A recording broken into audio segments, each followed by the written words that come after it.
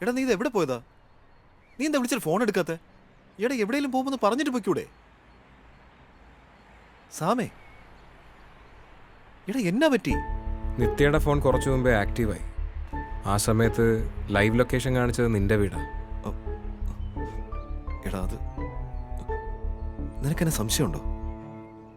എടാ നീ വിശ്വസിച്ചാലും ഇല്ലെങ്കിലും നിത്യയുടെ മിസ്സിങ്ങിലോ ഇപ്പോൾ ഈ നടന്ന സംഭവത്തിലോ എനിക്ക് ഒരു പങ്കുമില്ല. നിത്യയുടെ കേസിൽ നീ കൂടെ ഇൻവോൾവ് ആണെന്ന് അറിഞ്ഞുകൊണ്ടാവും ഇങ്ങനൊരു നീക്കം. നിന്നെ കൂടെ പെടുത്തിയാൽ പിന്നെ വേറെ സാക്ഷികളില്ലല്ലോ. കഴിഞ്ഞ കുറേ ദിവസങ്ങളായിട്ട് നിത്യ ഇതിൻ്റെ പുറകിലായിരുന്നു. നിത്യയുടെ മിസ്സിങ്ങും ഈ വാർത്തകളും തമ്മിൽ എവിടേക്കോ കണക്റ്റഡാണ് ജീവ.